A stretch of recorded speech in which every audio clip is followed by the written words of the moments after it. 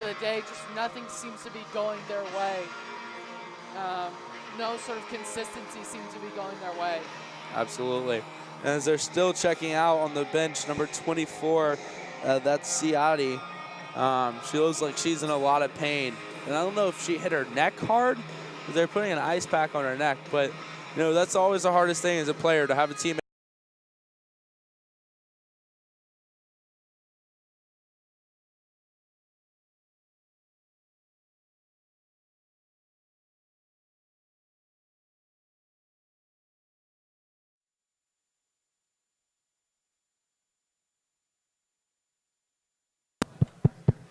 Check 1, 2, check. Good? You're welcome.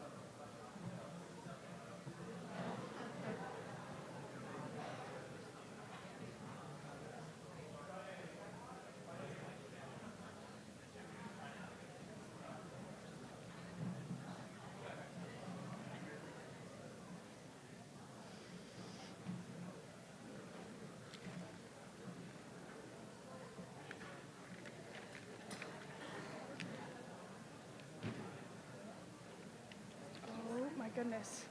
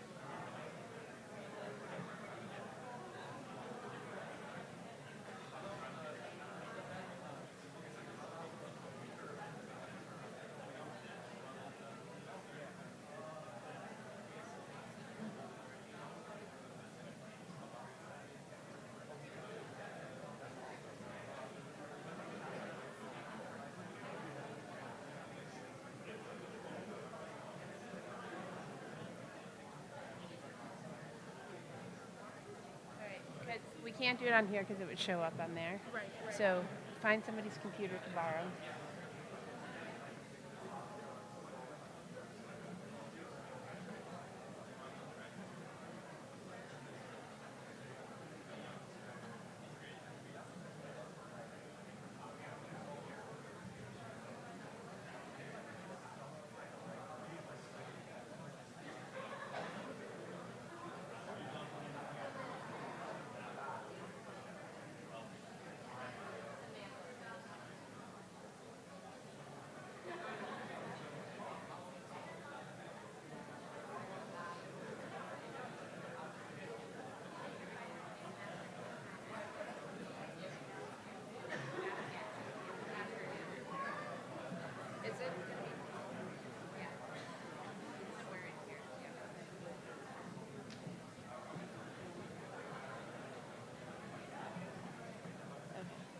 Put it up here discreetly. How's that? Just move that one over. Okay. Mm-hmm. Right.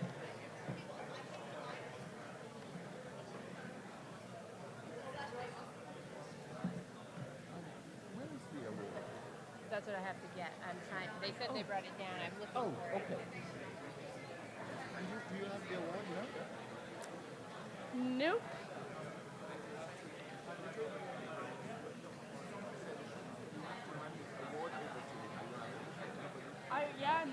I expected that it would be here, but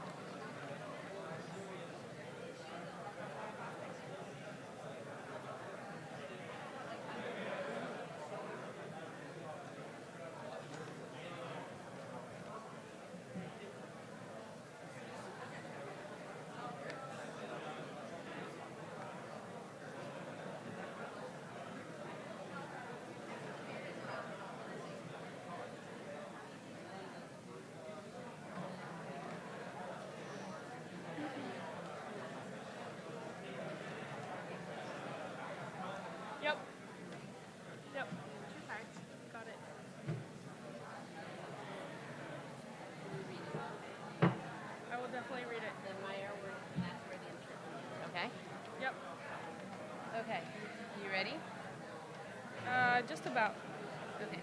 So The Mayer you're going to Award start as soon as you're ready. Okay. is given to honor the doctor. Yep. Okay.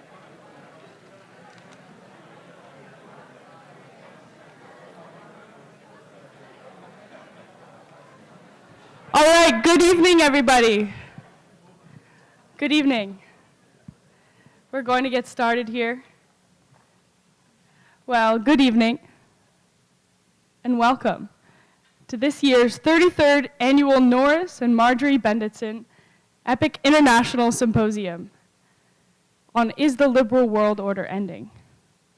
We're delighted that you've taken the opportunity to join us for this evening's keynote address and panel on nuclear proliferation.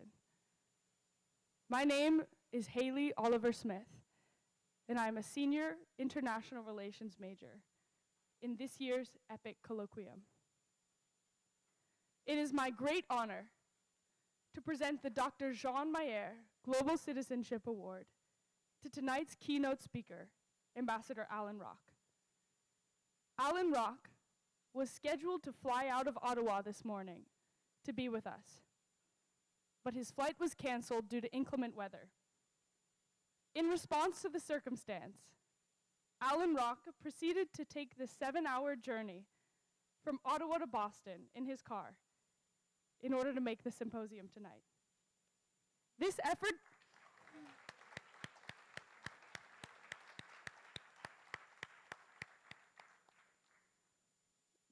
displays Ambassador Rock's dedication to going above and beyond, no matter the circumstances.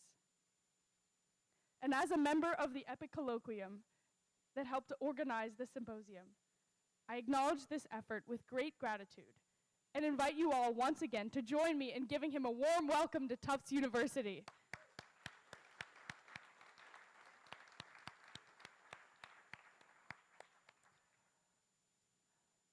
The Mayer Award is given to honor the legacy of Dr. Jean Mayer, former president and chancellor of Tufts University.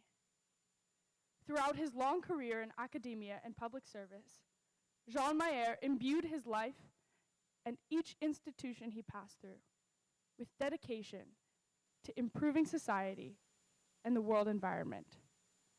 We give this award in recognition of those who honor this legacy and commit their lives with scholarship and discipline to solving the world's most pressing problems. Ambassador Rock's record has both breadth and depth, spanning a wide range of fields, from academia to international diplomacy to Canadian politics. He served as the president of the University of Ottawa for 8 years, where he currently holds a position in its Faculty of Law. Previously, he served in the Canadian Parliament and as a member of Prime Minister Jean Chrétien's cabinet as Minister of Justice and Attorney General, until his appointment in 2003 as Canadian Ambassador to the United Nations. At that time, complex issues of human security abounded. Addressing conflicts in Sri Lanka, the Democratic Republic of the Congo, and Darfur required diplomatic expertise and skills that Ambassador Rock put to energetic use. Truly, it was during and because of Ambassador Rock's time as ambassador to the United Nations that Canada began to take on its leading role in the fight to protect vulnerable lives. He was Canada's leading voice in the push to secure the adoption of the Responsibility to Protect Doctrine by all UN member states at the 2005 World Summit, a vote which passed unanimously. Alan Rock went beyond his ambassadorial duties at the United Nations. He became a champion of UN reform, calling for the organization's renewed commitment to democratic principles via the expansion of the Security Council. And since his time as Canadian ambassador, Ambassador Rock has remained politically active and engaged in social and civil issues such as sexual assault prevention and gun control. He currently serves as Ottawa Chair on the Board of Human Rights Watch Canada. Ambassador Alan Rock is receiving the Jean Mayer Global Citizenship Award, not only for his demonstrated commitment to international service and expertise in the fields of human security, conflict resolution, and institutional reform, but also for the spirit with which he embodies these roles. We can take a quick trip to the past for an interesting example. In the year 1969, while man was landing on the moon, John Lennon held a widely publicized week-long bed-in for world peace in Montreal. Ambassador Rock, at that time a student at the University of Ottawa, successfully recruited the star and Yoko Ono to attend a peace conference at the university. In bringing Lennon and Yoko Ono to the conference, Alan Rock showed his capacity to turn idealism into action. He showed the capability to dream and make effort at the right time where it counted. He truly believed in the possibility that superstars would attend university-organized conferences against all odds. There is a quote that is attributed to John Lennon that I feel embodies the spirit that Alan Rock brings to everything he does. Peace is not something you wish for. It's something that you make. It's something that you do. Something that you are. And something that you give away. As we consider the future of the liberal international order, it is reassuring that people such as Ambassador Alan Rock, those who never tire of their commitment to fighting for human security and human rights, and in one way or another employ their power for peace, are here with us and actively committed to improving our world. It is in this spirit that I am glad to give away the Mayer Award for International Citizenship. So please join me in recognizing Ambassador Alan Rock.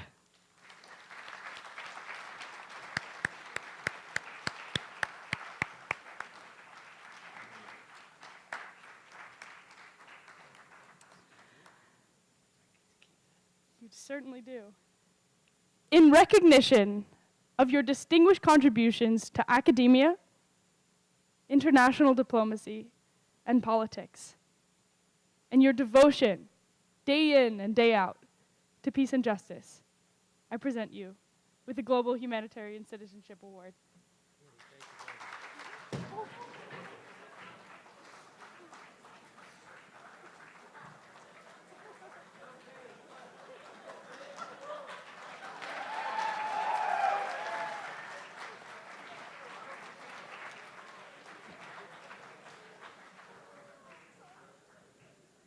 So the world is now saved. You see, they just did that to test me. Haley, you spoke beautifully. Have you finished? I'm finished. I'm sorry to hear that. Thank you so much.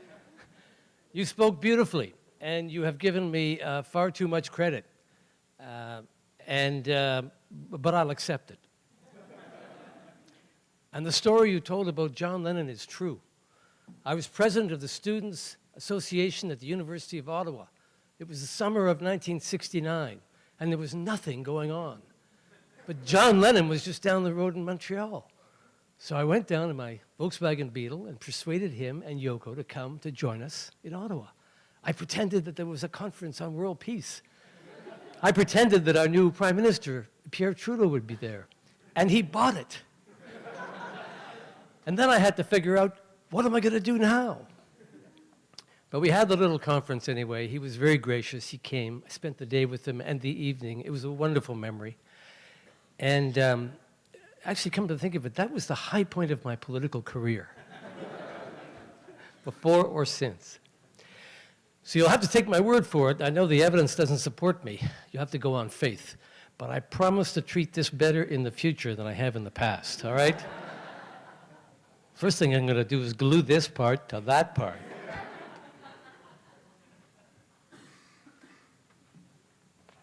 Well, you see that nature has conspired to produce the kind of evening that's ideal for talking about the end of global orders, right? Like the end of the world looks like it's going to be here. But I have to tell you that it really is a deep honor to be invited to deliver this address tonight as part of the 33rd annual Norris and Marjorie Benditson EPIIC International Symposium. For 33 years, Tufts University has been bringing people together to talk about the big issues. And given the tectonic shifts that we see in our world today, it's especially timely in 2018. And I'm very proud that the Institute for Global Leadership thought of me in this connection. As this weekend's program demonstrates, the Institute addresses complex problems to develop concrete strategies and provides a platform for students and the coming generation to demonstrate their qualities of leadership. And I'm especially happy to be here tonight with my friend, Dr. Abby Williams. And I'm delighted to know that the Institute on Global Leadership now has the benefit of his experience and his energy as its director. You know, Abby personifies for me the term international citizenship. His remarkable career has actually been a chronology of high achievement and service to others. And now, through his leadership here, Abby will add luster to the Institute's international reputation for insight and innovative thought. And of course, I'm thrilled to have the Dr. Jean Mayer Global Citizenship Award. I'm so proud to have my name associated with that of Jean Mayer, who was a visionary leader. He spent 17 years as the president of Tufts University and took it to its present level of international prestige, scholarship, and learning. But being here tonight doesn't come without a price. Now you expect me to speak about the question, is the liberal world order ending? A question on which each one of you has your own opinion. So I'm just going to venture mine, and hopefully afterwards, through questions, we'll have a chance to exchange on this controversial but important issue. I have to tell you that it's a topic to which I can relate on a very personal level. I was born in 1947. I grew up, and I've lived my life at a time when the liberal world order has been the unquestioned foundation for global governance. For as long as I've been alive, there has been a broad and a firm consensus that the liberal world order is the surest way to achieve social progress, economic prosperity, and collective security. It's all I've ever known. As the mainstay of governance and our institutions, both in Canada and around the world. But I speak tonight with a sense of alarm, with a tone of urgency. There's accumulating evidence that the liberal world order, this universal sort of rules-based system of global governance upon which we've all depended, is no longer fit for purpose. But at the same time, we all acknowledge that we need a structured framework supported by broad consensus within which we can tackle in an organized and effective way the many challenges that we've talked about last night, today, and for the balance of the weekend. Something has happened in ways both subtle and obvious. Our old assumptions are being challenged. Our venerable truths are put in doubt. There's a crisis of legitimacy for the prevailing world order. And we must now confront questions that, at least in my lifetime, are without precedent. Big questions that drive us back to first principles. Does the arc of history bend inevitably toward democracy, internationalism, tolerance, and liberty? Or have we in the West simply been deluding ourselves? Is the surge of populism and the rejection of so-called elites a passing phase or the new reality? Is there something we can do to overcome the crisis of legitimacy and regain the trust and confidence of global publics? And what's to become of the institutions that we made that have served our purposes? The UN, international financial institutions, the WTO, can they be salvaged or must they be replaced? Let me first address the question that's at the foundation of all of this. What do we mean when we talk about the liberal world order? I suggest that its origins can be found in the Atlantic Charter and the progressive values of Franklin Delano Roosevelt and Winston Churchill. In the relatively early days of the Second World War, indeed before America joined that war, they met and spoke about the foundation for a post-war world. They imagined a future in which nation-states were able to share a peaceful planet.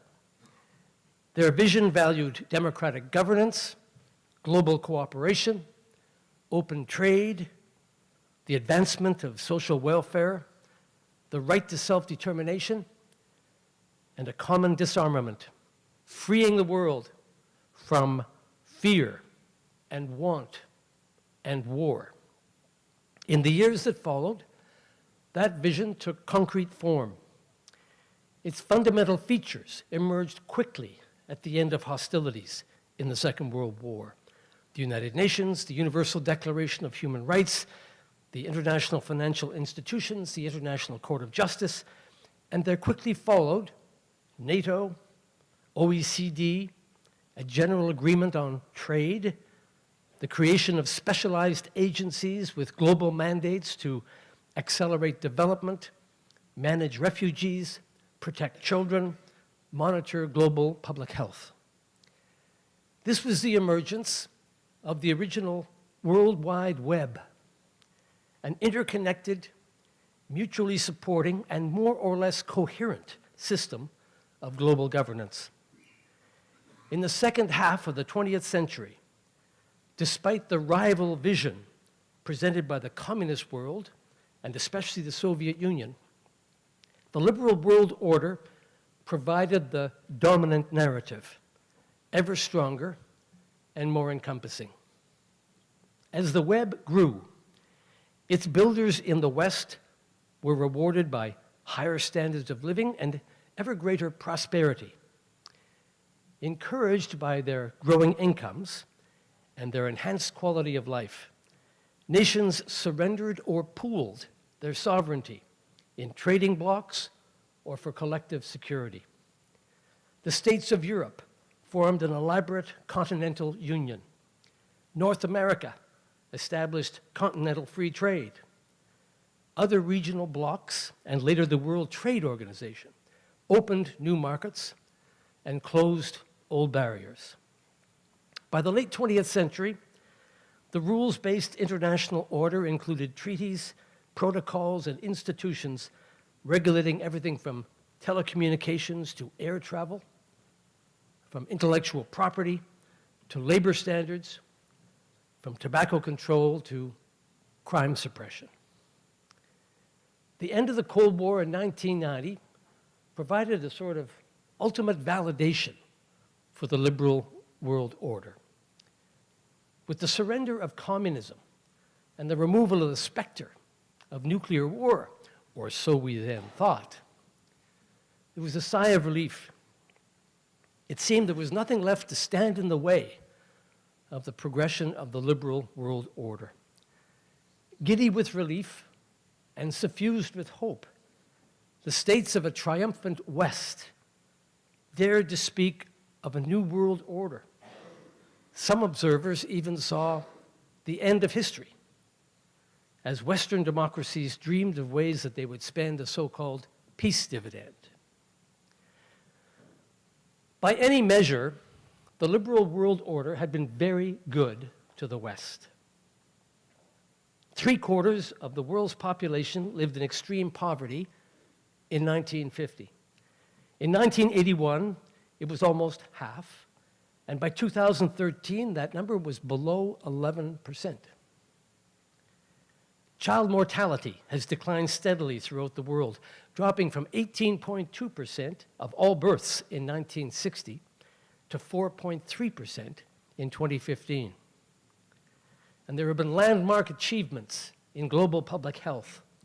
Smallpox has been eradicated. Polio is now rare. And deaths from malaria have been cut in half since 1980. Every major indicator signals hope and progress through the second half of the 20th century and into the 21st, from rates of literacy to life expectancy to standards of living and the quality of life. The post-war period also saw the end of colonial dominance, the creation of new member states of the United Nations, and the advance of democracy. In fact, by 2000, Freedom House classified 120 countries, or 63% of the world's total at that time, as democracies. The trend in armed conflict since the end of the Cold War has generally been downward, although sadly, just in the last few years, there have been increases in both the number and severity of wars. 1945 to 2000, the middle classes in Western democracies saw steadily increasing prosperity, with average annual income growth of 2.3% from 1945 to 1975. And while that pace slackened during the 80s, it roared back in the 90s because of productivity arising from the technology boom.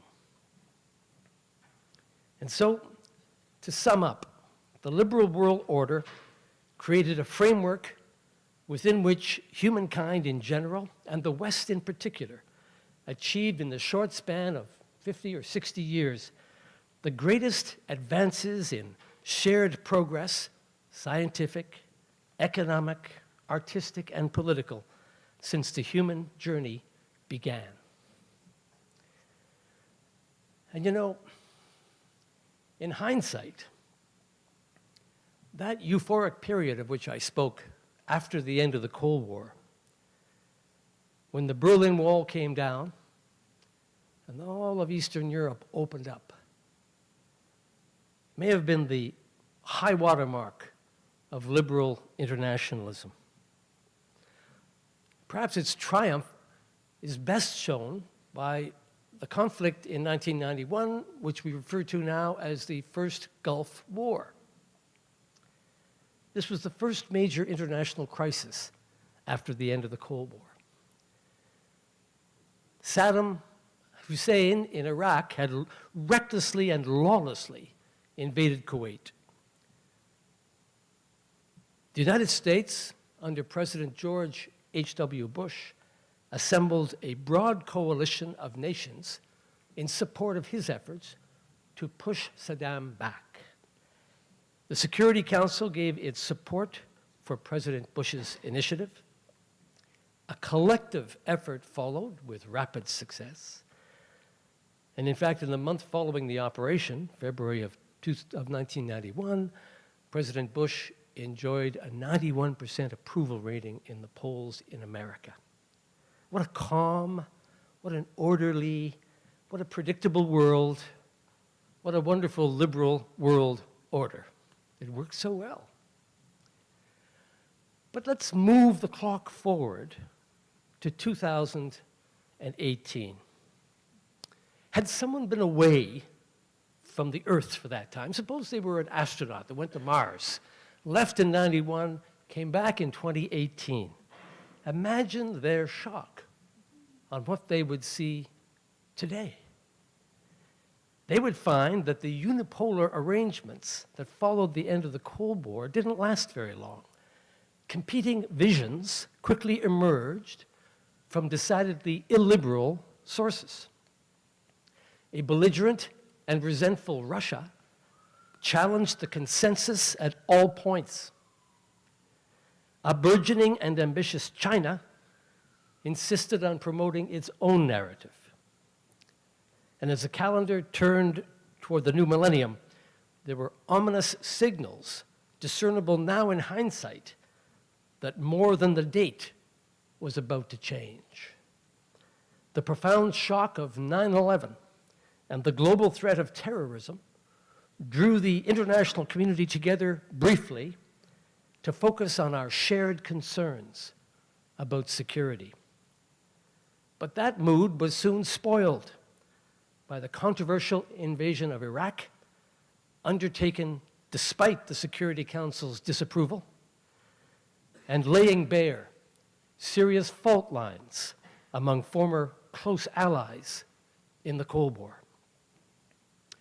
Our returning astronaut, coming back in 2018, would have missed other unhappy events that have shaped today's world: the deep recession of 2008 and the slow, painful recovery, the conflict, upheaval, and climate change that sent waves of African and Middle East migrants into Europe with a destabilizing effect.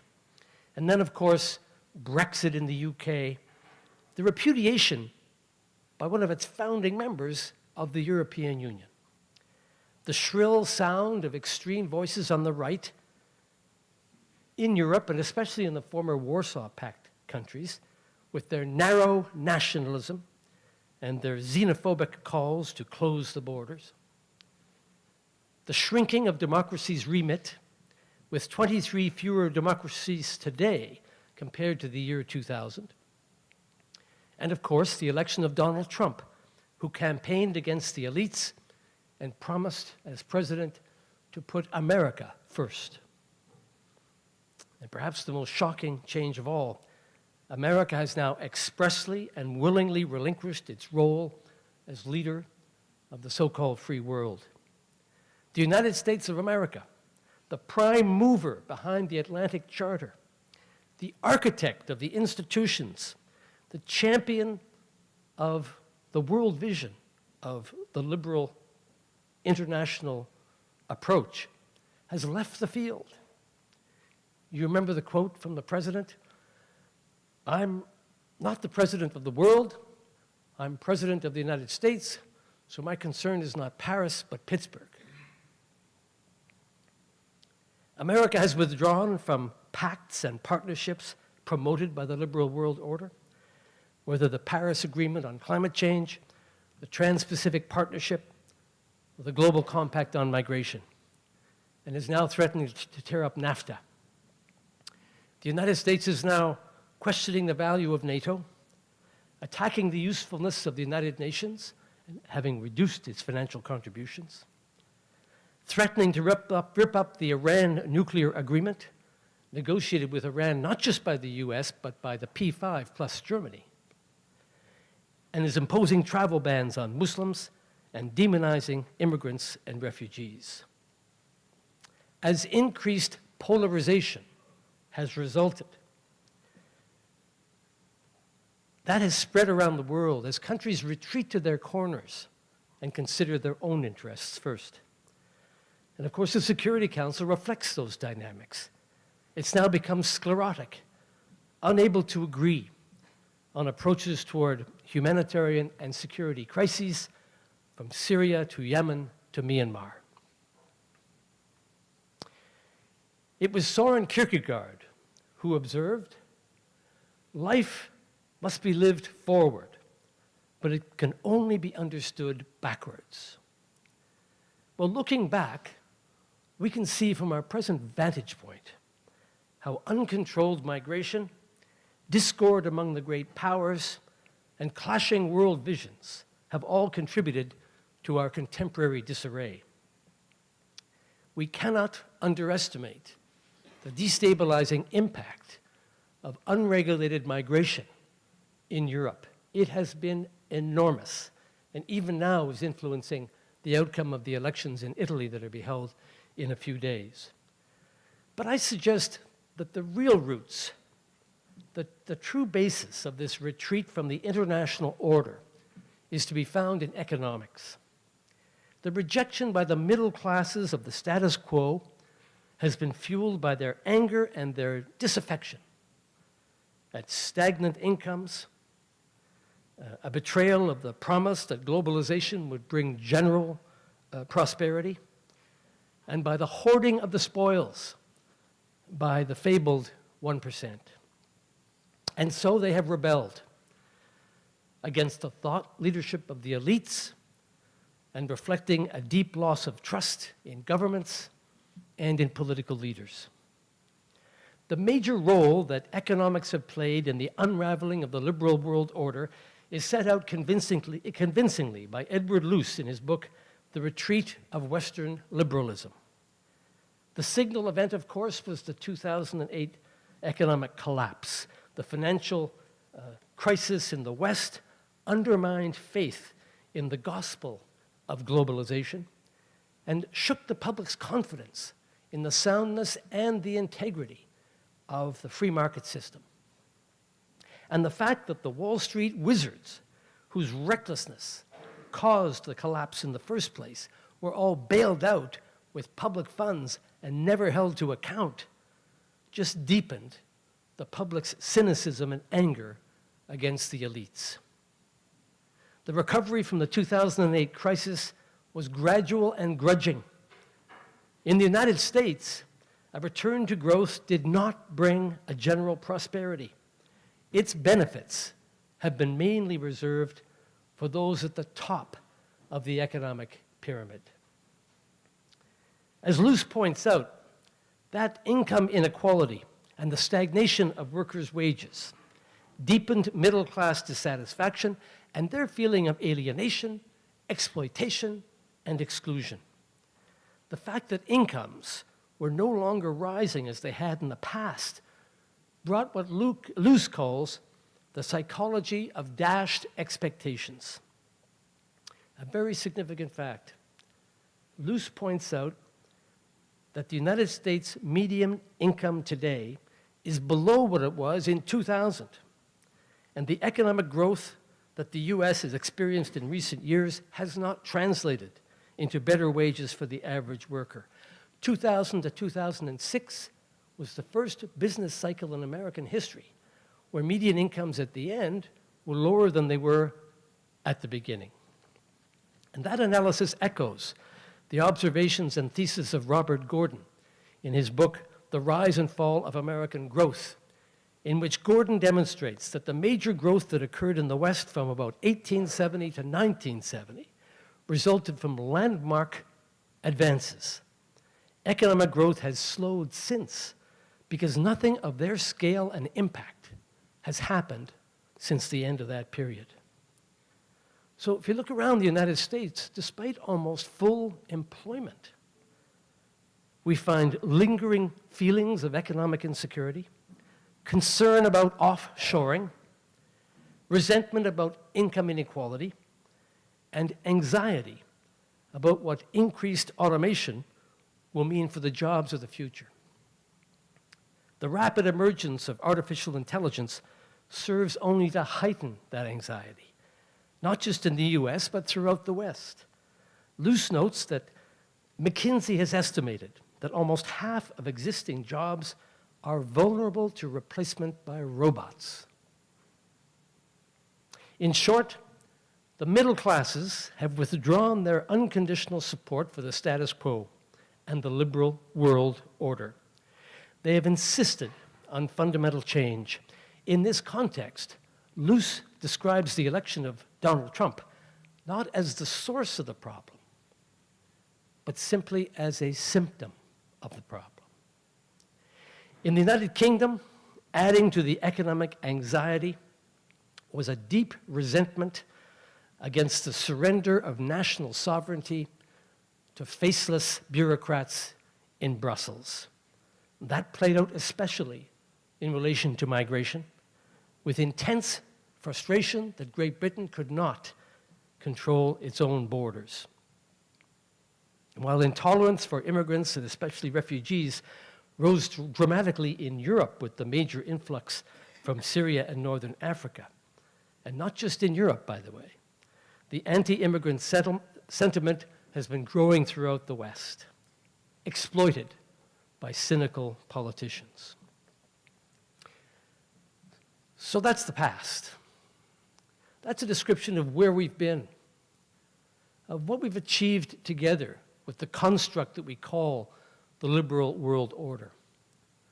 And those are some of the signs of the problems we face in trying to maintain it. Some of the evidence that suggests it no longer has the kind of support from global publics that is essential to its continuation. So that's the easy part. The hard part is, what do we do now? And where do we go from here? Well, for those of us who believe still in a rules-based, orderly global governance as a way to promote peace and human rights and the rule of law and a civilized world in which people can live decent lives without being threatened by violence, the most important task will surely be to regain the trust and the confidence of the democratic citizenry in the West. We have to start there, because without their trust and confidence, there will not be the domestic support that nations of the West will need to renew or reform or replace or strengthen the multilateral structures on which that kind of global governance depends. So what are the practical, concrete steps we can take from here? While the list I'm about to give you belongs in the more easily said than done category, I offer it as a modest point of departure to illustrate the kinds of changes that I think are necessary, and you will have your own thoughts as to what we should be doing. Let me start internationally with 9 observations. Internationally, I think all of us, including Canada in this, have to abandon the notion that all of these problems and all of this trouble is only and exclusively because of Donald Trump. We have to abandon the idea, and perhaps I'm just speaking for myself, forgive me, abandon the idea that if only he loses the election in 2020, we can all return to a stable world from the past, the 1990s, the liberal world order. As I've suggested, the perils facing that order derive from more than just one person's policies, and he is surely more symptom than cause. Second, that having been said, I also suggest that an international rules-based order cannot succeed without the participation of the United States of America. Its influence is simply decisive. Since America will not apparently re-engage as long as Mr. Trump is in office, or those who share his philosophy, our short-term goal, I suggest, should be to maintain and preserve as much of the global infrastructure as we can, so that if and when America re-engages, it will still be there for use. In the meantime, we must make every effort to ensure that the United States is not isolated. And perhaps here Canada has a special role to play, given our unique relationship with the United States. While we're also persuading the G6 to assist us in the effort, Canada should continue its work directly with American government. I'm speaking here of members of Congress, senators, and members of the House of Representatives. I'm speaking of governors, I'm speaking of mayors. Those lines of communication, those relationships should be kept open. America should be kept in the game to the extent to which we can do that. I wrote those words before President Trump imposed the new tariffs on Canadian steel. So our job just got a little more difficult, but it's still important. and Canada has to be there as a constructive voice trying to keep America engaged. Third, Canada and others should seek to persuade governments around the world to join us in saving the furniture until we can forge a new global consensus that will include the United States. This should include China and India, both of whom have benefited from the world order that we're trying to preserve. And I believe that it's in the interest of China and India that there be a rules-based international order. Russia is a different matter. I think Russia sees it as in its interest to destroy that order. The recipe is chaos. But with China and India, I believe we can appeal to self-interest to enlist them in the cause. Fourth, in working to enlarge this group of like-minded in support of preserving international architecture, we should go beyond our traditional European allies and include the G20, Africa, and Latin America. Fifth, none of this is to suggest that the status quo is ideal. Indeed, the current liberal world order is highly imperfect. Our goal should not simply be to preserve it as is, with all of its faults, but to address its shortcomings, so that while maintaining the basic infrastructure of progressive global governance, we should focus on changes that are long overdue and that would address the crisis of confidence in the liberal world order.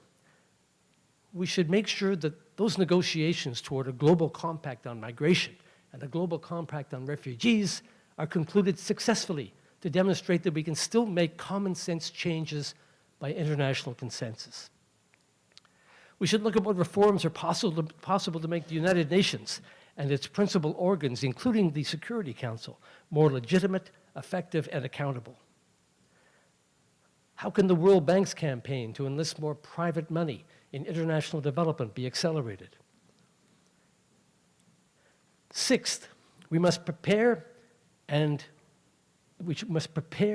strategies for managing the shift in global power from west to east that is now underway and irreversible, and develop strategies that will allow us to pursue global progress, open trade, and collective security in that new and emerging reality.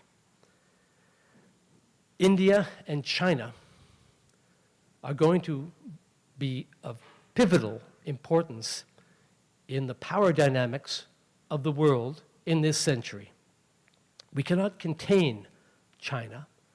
Its growth is remarkable. All those years in 2000 and following, when we had an economic collapse, that did not affect China. Their growth continued at 6-8% a year. With their new leader for life, Xi Jinping, in place, he's made clear his ambitions by the middle of this century are to have China as the principal power in the world economically. So we need a strategy for engaging China, persuading it that it's in the interests of China to have a new world order that displays the best of the old world order, the rule of law internationally, and a global governance that's responsive to human needs. We need to, this is number 7, we need to explore and manage the implications for global governance of the digital revolution. Twitter, Facebook, and other social media are immensely powerful for good and for evil.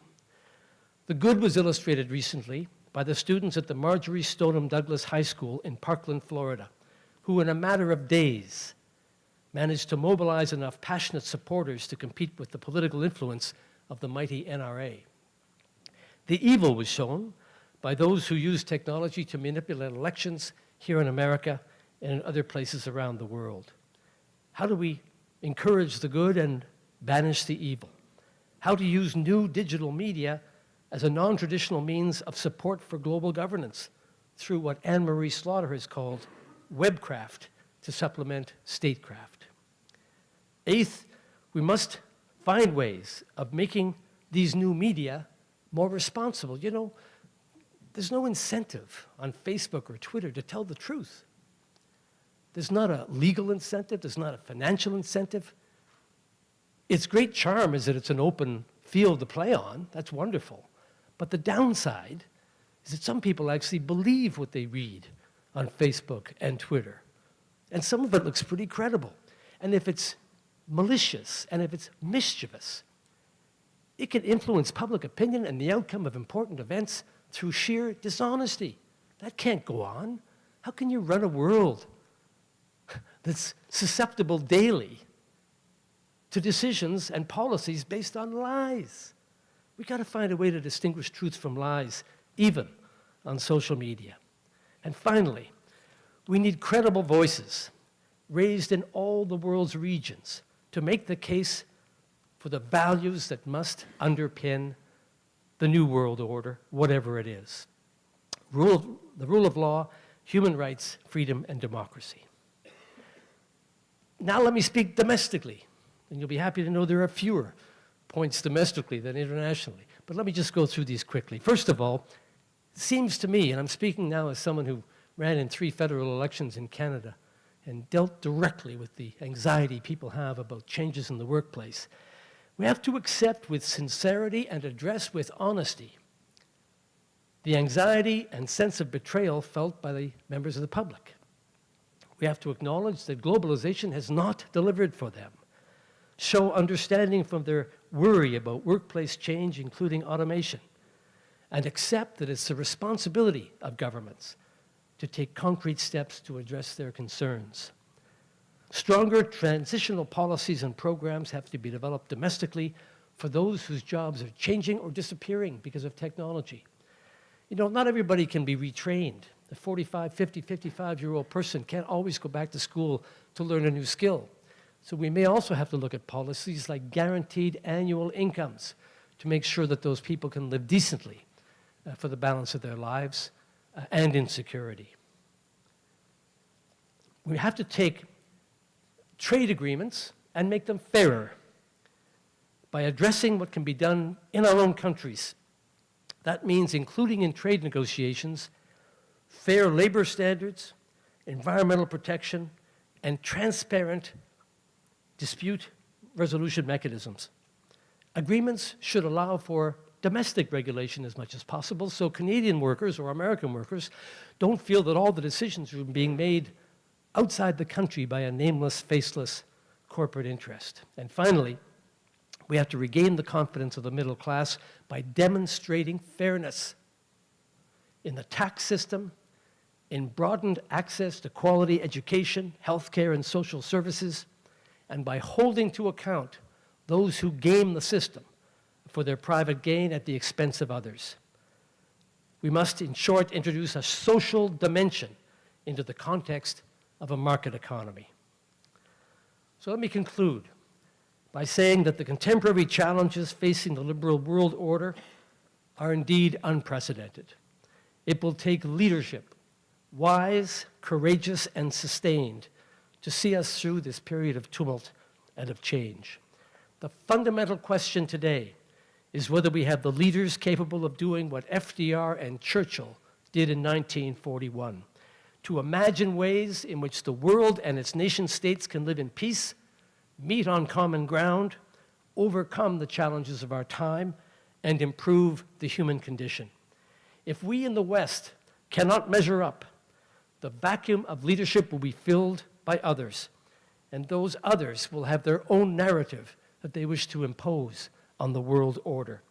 There is simply too much at stake for us to remain outside the process of change. Progressive forces everywhere must understand the peril and the promise of this time of transition and work together in common cause to advance our shared goals. Thank you very much.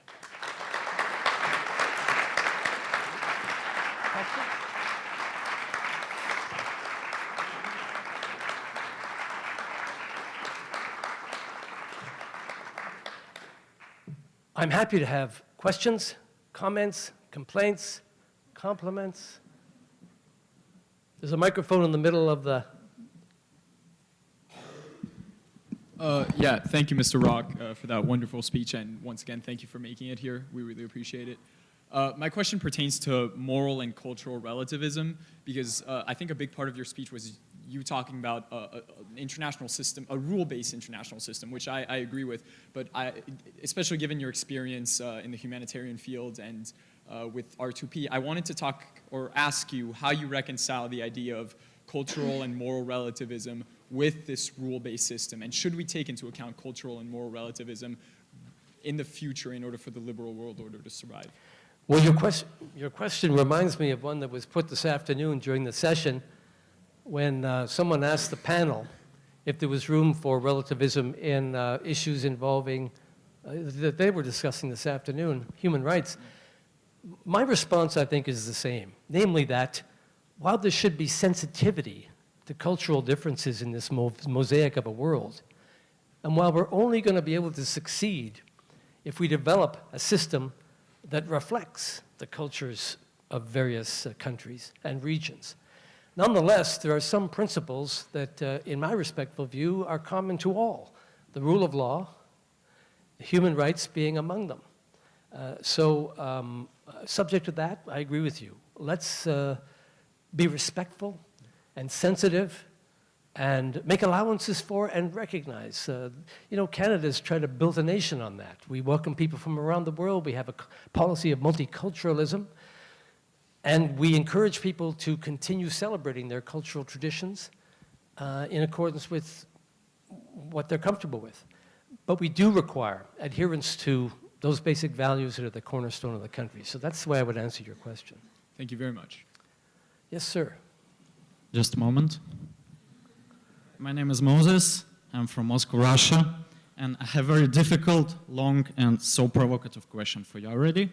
You want to email it to me? Okay, that's right. Let's start. Okay, just a moment. Yeah.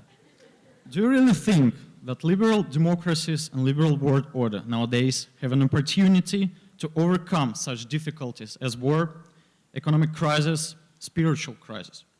As Alain de Benoit and Raymond Aron, they're both very famous and respectable French philosophers, declare that the weakness of democracies nowadays is shown in their inability to make the emergency decisions in crisis situations and in blurring of identities. Moreover, Aristotle mentioned that the person without any identity can be only a wild animal or God. So, as a historian, I should give you some examples of that economic instability and spiritual crisis. Liberal democracies all around the world were wiped out during the 1930s because of economic instability and spiritual crisis.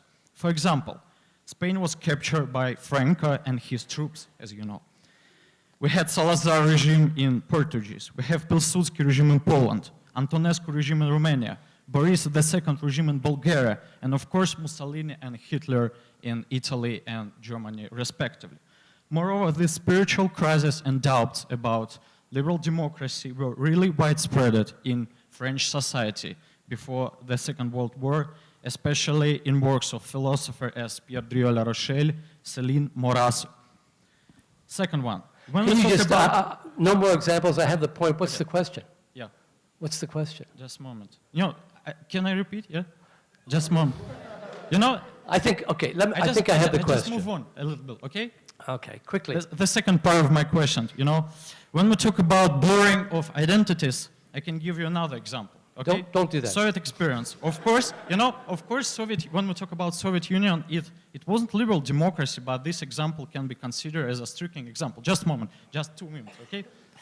From the beginning of the Second World War between Soviet Union and Germany in the first 4 months, I repeat that, in the first 4 months of the world, more than 4 million of Soviet soldiers had given up because they didn't want to be at war for international solidarity, peace and friendship of the Soviet people about these ideas. As we know nowadays, according to archival sources and personal letters. Also, you can read some, you know, interesting historian books of Oleg Budnitsky or American, you know, historians. Okay, let me answer, shall I? Okay. Okay. So, I don't think you have to go that far back to find examples of failures of democracy. We've had 3 of them in Europe since the last 20 years. Russia, Hungary, and Turkey. Failures of democracy, okay? And there are failures of democracy around the world, Venezuela, Thailand, you can find them. Not easy, not difficult to find. But I think we have to take another lesson from the 1930s. A global depression, unprecedented poverty and need, and the people had enough faith in government to allow Franklin Delano Roosevelt and his allies and associates in the progressive world to put the system back together, worrying about the welfare of individuals, creating government programs and services to meet their needs, and restoring the Western system of prosperity. So I don't disagree with you, and I think your examples are good. They're great sources of examples of terrible things in the past, the failure of democracies. It's happening around us today. But that can't be the end of the story, sir. That can't be the end of the story of humanity. We have to get back to the job of progressing the human race toward the values we believe in through the hard work of reestablishing systems that people can have confidence in because they have integrity. And that's the challenge I put before this crowd tonight. Next one, please.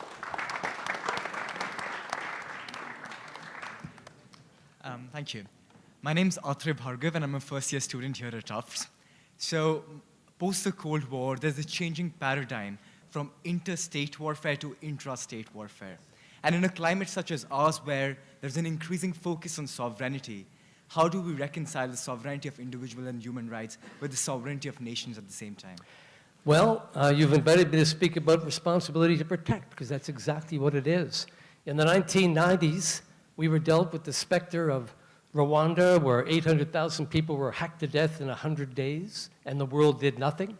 Srebrenica, where thousands of people were massacred, and the world did nothing. Somalia, which descended into chaos, where the Americans bravely responded, were driven out, and then the world did nothing. And at the end of that decade, Kofi Annan, then Secretary General of the UN, said, we have to find a way to deal with this. I know you tell me that these nations are all sovereign and we can't interfere with their internal affairs, but come on. We cannot allow these failures of humanity to go on without some kind of effective response. What's the answer? The answer was provided, apparently, by a report that said, well, let's look at sovereignty as responsibility. And let's look at states as having the responsibility, first and foremost, to protect their own populations from mass murder. That's not too hard to imagine.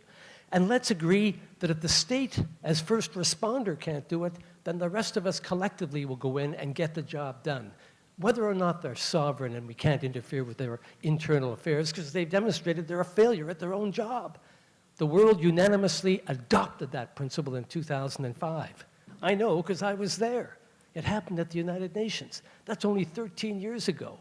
They squared the circle of sovereignty on the one hand, you can't interfere with my personal affairs, and humanity on the other, we're not going to stand by and watch it happen. The failure of the Security Council to act on that principle in Myanmar, in Syria, in Yemen, I could go on, is just one more piece of evidence that I brandish tonight in saying that the current liberal world order is sick. Not only does it lack public support with all that we're seeing around the world politically, but it badly needs reform and strengthening. And part of the job of work we have in front of us is to make sure that we have that principle of responsibility to protect brought to life and applied in cases where it's needed, including those that I've mentioned. Does that respond to your question? Yes, thank you. Thank you. Next one, please. Good evening, sir. I'm Sarah from Singapore. We often speak of the liberal world order, and the very premise of this symposium is that there is a pre-existing liberal world order, and as you have defined, a key component of the liberal world order is the existence of democratic forms of governance. And given that so many states in the world today have procedural elements of democracy, and yet there is a rise of competitive authoritarianism, where democracy and elections are merely a means to entrench the rule of the existing party, can we actually speak of an existing liberal world order? Well, I think it's a fair point, and it very well expressed. But may I respond this way? I think we can. Don't forget, tonight what I did is I sketched out the advance of the liberal world order up to 2000, by which time we had 63% of the world's nations that were democracies, according to Freedom House. And then since 2000, with economic decline, with all the things that happened, the loss of confidence in the elites and the structures, it has descended. Authoritarianism has emerged. Do you know that, I'm going to get this statistic right, I think. In 2000, 9% of Americans were prepared to see the military take over the country. Now it's 16%. there is an openness to authoritarianism even in America. And we see it emerging, of course, in countries of which we've spoken tonight. So I think people turn to authoritarianism when they lose confidence in the democratic structures, because it's not working for them, because Wall Street's taking all the dough, because the international trade deals are taking their jobs, because the politicians are lying to them and you can't trust them. As long as that trust is not there, people will reach out. And sometimes they'll reach out to authoritarianism because it guarantees a protection. Someone strong is going to be in charge to make sure I'm okay. So that's what we have to deal with. Authoritarianism, in my view, is not the answer. It's a catastrophe. So let's instead restore people's confidence by having a system with integrity. Let's persuade them that we can get honest people to do the job. Let's create structures that they can believe in. I think that's the great challenge that we face now. So that's the way I would respond to your question. Thank you. Thank you. Yes, sir. Good evening, sir. I'm Yi Xing Ye. I'm from Singapore, but I'm currently studying at the Naval Academy as a sophomore right now. So I think we can all agree that China plays we have to engage China in order to maintain the current liberal world order. But my question to you is that how can we overcome this lack of trust, this strategic distrust between the US and China, especially with what is going on in the Korean Peninsula and South China Sea? And you're talking about an inevitable shift of power from the west to the east. Will the USA be able to stomach another power which is more economically developed and more militarily superior to it? Yes, and don't misunderstand me. I'm not saying America is going to disappear from the scene. I'm just saying that the balance is going to shift to the east. It's already started in terms of the population, in terms of the economic growth, in terms of the potential of the future is to the east. So coming to your main question, how do we reestablish a respectful and constructive relationship with China? I'm not sure I'm the one to ask. I don't have that expertise. All I can tell you is, my sense is, having dealt with China internationally, that we have to find ways to appeal to their self-interest for the vision we want. And I believe it's in the interests of the Chinese leadership and the Chinese people to have an organized, coherent international order with trade rules that they can depend on too. They joined the WTO in the 90s and it's been a great success for them.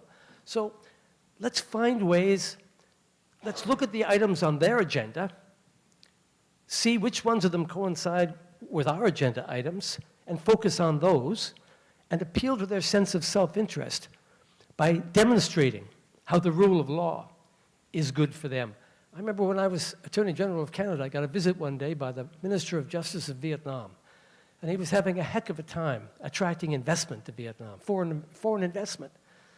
And so I spent a couple of hours with him, and at the end of those 2 hours, he said, "Minister, who's going to invest in your country unless you've got the rule of law?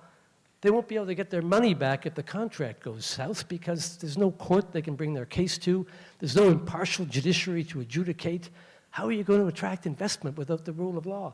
That's equally true of China. So I think we have to demonstrate that there are items that we want to see put in place that are in their interest to put in place as well. Sorry, I have another question, because after the election of President Trump, I was in DC, and there was a big debate on how the US should re-engage Russia, because I feel that was the previous strategy that the US approached Russia, but the results weren't very ideal. So how do you think China will be different from Russia?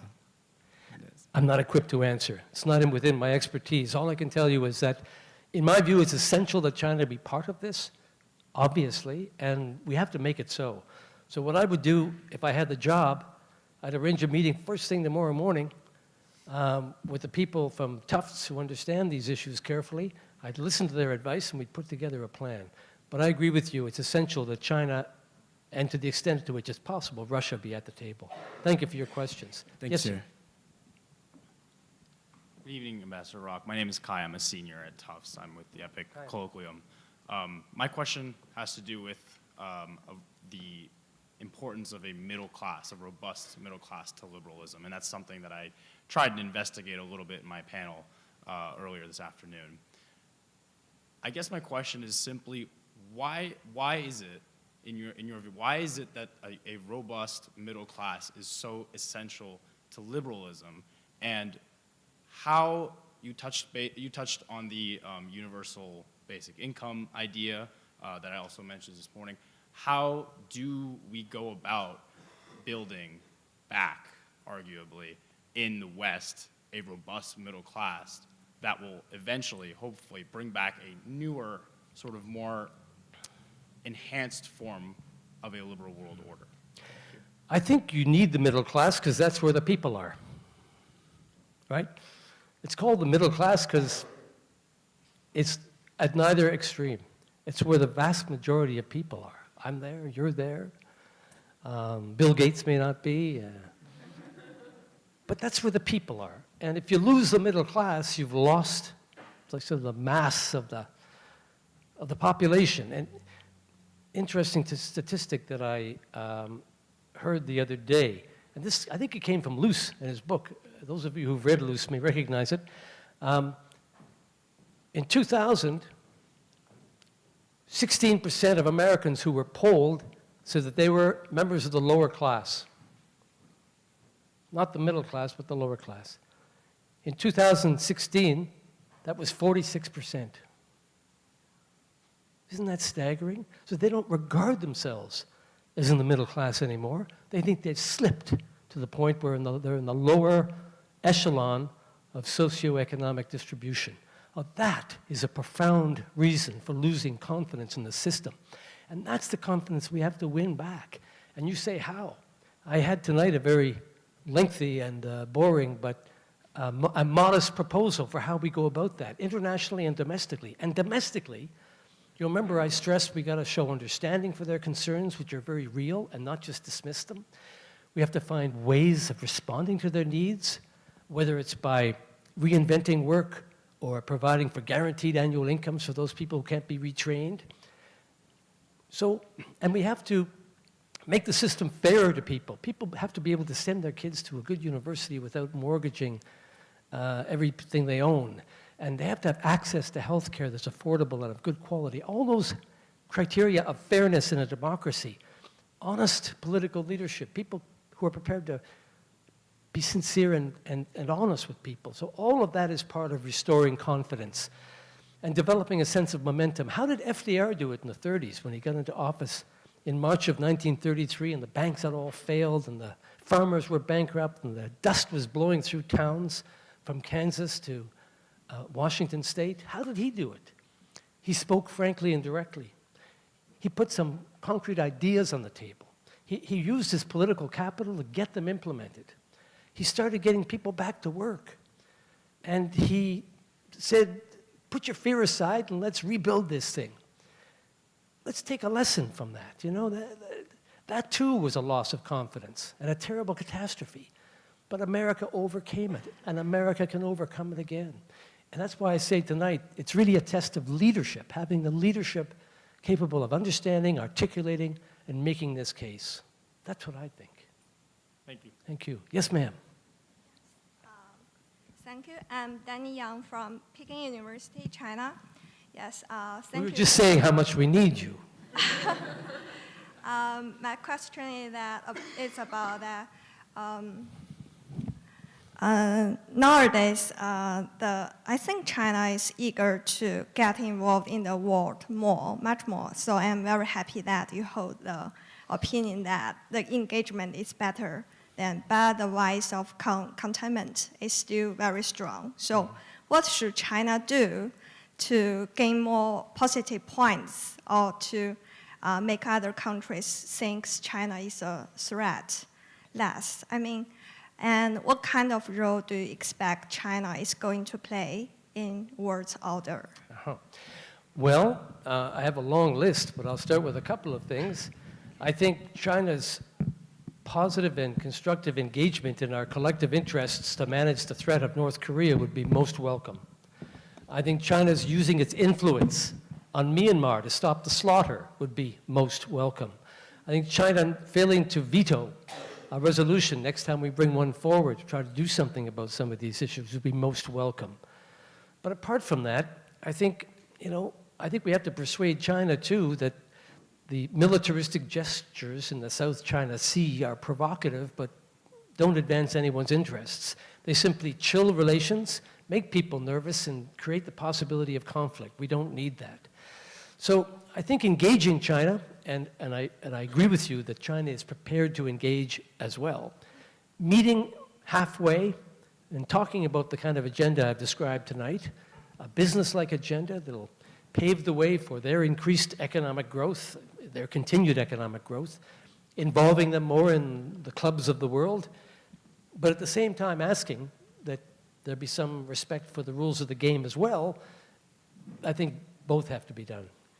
Thank you. Thank you. Yes, sir. Hi.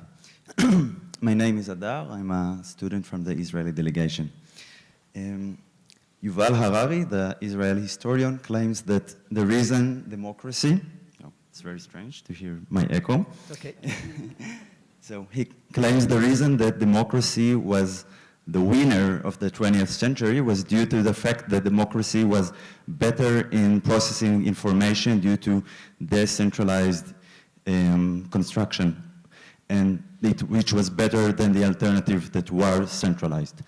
And he claims that the information revolution is creating a situation today that the so-called data dictatorship would be able to be actually much stronger than democracies because they would be able to process information much faster and much more efficiently, giving the example of the Chinese government regulating a social network in order to figure out social trends.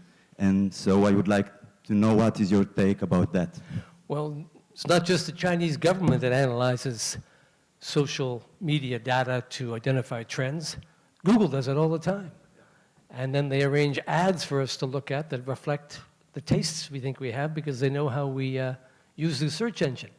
Anyway, to come to your point, I think getting a future which is progressive and fair, just and successful depends a lot on our better understanding the digital age and the way data is being manufactured and used in the world today. And that means social media as well. And I think we have a lot of learning to do. It's a pretty new phenomenon, 20 years ago, we didn't have laptops, and 10 years ago, we didn't have Google, isn't that right? Or Twitter.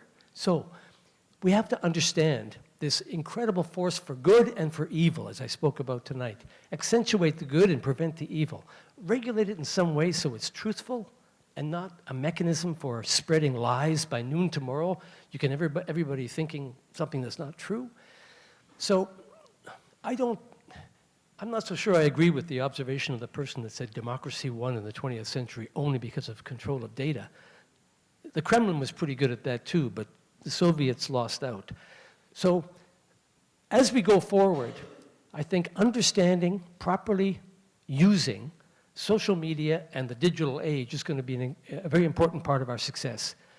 I don't know enough about it to say exactly what the answer is, but we have to explore answers in places of learning like this one so we have something to offer. Thank you. Thank you. I think we have a panel coming up, so I think maybe one more question. Is that all right? Haley. Hello. Hello. Hi, I'll reintroduce myself. My name is Haley, and I am a member of the EPIIC Colloquium for this year, 2017-2018. And my question, I'll lower this a little bit. My question is about your personal leadership. It's a two-part question. The first is, if you could revisit one of the conflicts that you helped to address during your time at the United Nations, whether it was in Sri Lanka or the Democratic Republic of the Congo, Darfur, or otherwise, how would you refocus or redirect, if you could have control of UN resources, your mission during one of those conflicts? And the second part of the question is more general, which is just about your own personal leadership journey and what qualities you have found in yourself that have been the most useful in creating the kind of leadership you want to see, and what personal barriers you've had to overcome? Thanks. I'll answer the first question first. When you ask about which particular conflict haunts me the most, my mind goes back to Abuja in 2006. In Abuja in 2006, there was a peace negotiation that lasted 3 or 4 months, sponsored by the African Union, presided over by a man named Salim Salim. I was there for the last couple of weeks. It ended in failure on April 30th, 2006. Some of us said, we can't let this end here. We have to keep this going. And 4 of us, the American Deputy Secretary of State, the British Minister of International Development, a representative of the European Union, and myself, convened a committee of 4 that asked all the rebel groups and the government of Sudan to stay on after all the other delegations went home. We spent an intensive 2 weeks, night and day, negotiating to try to find out what was in the way of an agreement in Darfur. You know, Darfur at that time had a monthly death toll that was staggering. The number of people dying from hunger, from violence, and we had to do something about it. The unrestrained violence of the Janjaweed against the population, it was awful. My point is, at the end of that 2 weeks, we came to an agreement, and the president of Nigeria helped us arrive at it. One of the 3 rebel groups signed, fused. We believed that we could persuade those other 2 to join in within the following days, and notwithstanding our intense efforts, we failed. That was 2006, and that savagery continued for at least 8 years afterwards. And I think of all the people who lost their lives in those following years because we were unable to bring the 2 other groups on board. Part of it was just their stubbornness and immaturity. But I have to think that if we'd tried harder, better, or just refused to let them leave, we might have been able to solve that. That one haunts me, I must say. And as to myself, I don't know. I mean, if you were here in Boston, but if you were back in Canada, you know, you'd realize that I think politics are simpler in Canada than they are in the States. They're not as polarized. It's not as sharply polarized as in America. And I spent 10 years in politics, and what little I learned about leadership was from watching the prime minister that I served, Jean Chrétien, who I thought was a terrific leader, working with Kofi Annan, which Abby and I both did at the United Nations, a terrific leader, watching how people use the authority of their office for good by inspiring people to join them in a good cause, being able to make a case persuasively. I spent 20 years in the courtroom as a trial lawyer, and I think having that experience of working with judges and juries, trying to persuade them on the facts that my case was more attractive than the other one was very helpful in the political arena. So that's the answer I would give you. And I'm still learning. I'm learning by the day. So I hope to continue to learn and continue to work on it. And thank you for your questions. Thank you. So that's it. Who should I give this to? Yes, right. Well, just a brief note to thank you very much, Alan, for your very stimulating and compelling remarks, and of course for the clarity and the candor with which you responded to the questions. So join me in thanking Ambassador Rock. Thanks, Abby. Yeah, good. Terrific, huh? So I think we hand over to Atri, yeah, for the next panel.